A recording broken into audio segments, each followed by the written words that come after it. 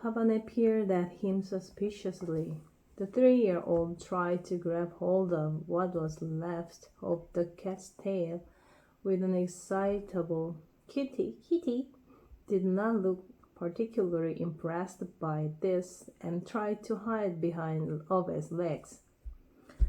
"What have you done, Ove?" said Pavane in a low, confidential voice, taking 2 steps away from the garage door.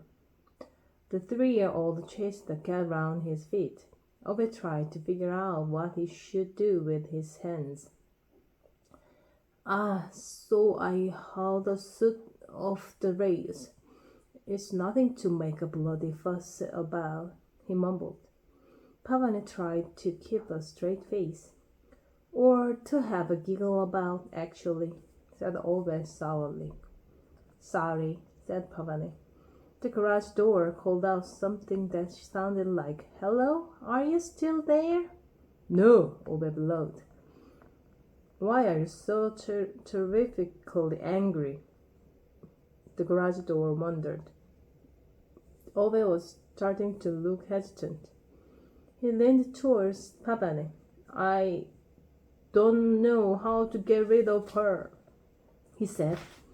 And if Pavane had not known better, she might have concluded that there was something pleading in his eyes. "I don't want her in there on her own with a sob," he whispered gravely. Pavane nodded, in confirmation of the unfortunate aspects of the situation. Ove lowered and tired, meditating hand between the 3-year-old and the cat before that situation went out of control round his shoes. The 3-year-old looked as if she was ready to try to hug the cat. The cat looked as if it was ready to pick out the 3-year-old in an identity parade at a police station. Ove managed to catch the 3-year-old, who burst into peals of laughter. "Why are you here in the first place?" Ove demanded to know of Pavane as he handed over the little bundle like a sack of potatoes. "We are taking the bus to the hospital to pick up Patrick and Jimmy," she answered. She saw the way Ove's face twitched above his cheekbones when she said bus. Pavane began, as if articulating the beginnings of a thought. She looked at the garage door, then looked at Ove. "I can't hear what you're saying. Talk louder," yelled the garage door. Ove immediately took 2 steps away from it. At once, Pavane smiled confidently at him, as if she had just worked out a solution to a crossword.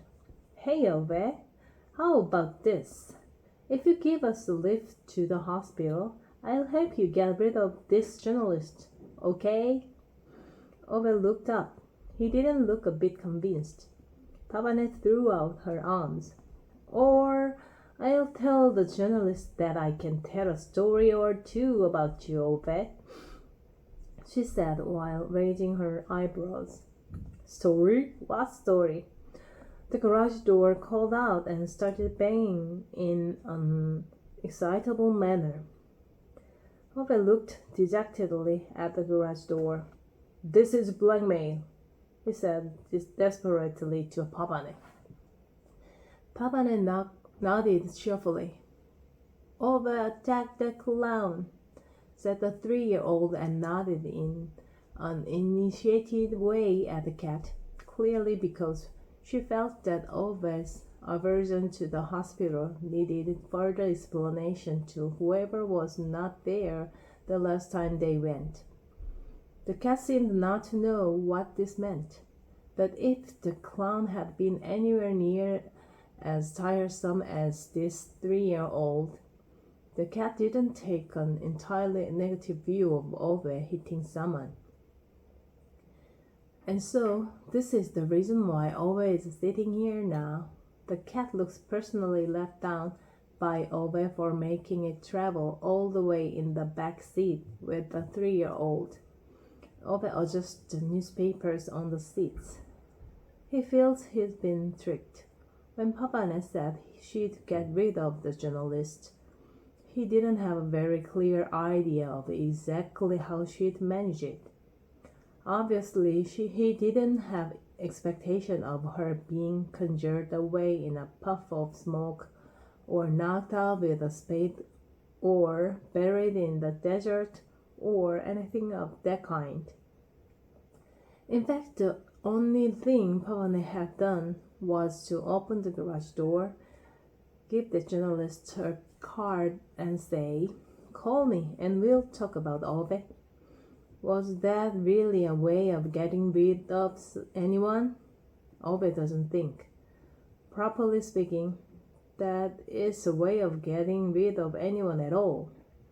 But now it's too late, of course. Now, damn it. He's sitting here waiting outside the hospital for the third time in less than a week. Blackmail. That's what it is.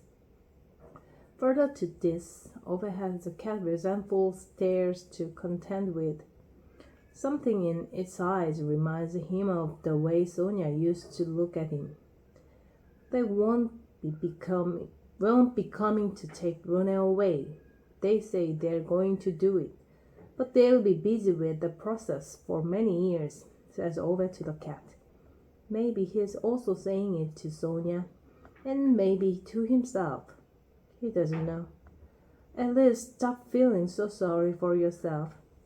If it wasn't for me, you'd be living with the kid, and then you wouldn't have much left of what you have now for a tail. Think about that, he snorts at the cat in an attempt to change the subject. The cat rolls onto its side, away from Ove, and goes to sleep in protest. Ove looks out of the window again. He knows very well that the 3-year-old isn't allergic at all. He knows very well that Pavane just lied to him so she wouldn't have to take care of the cat annoyance. He's not some bloody senile old man.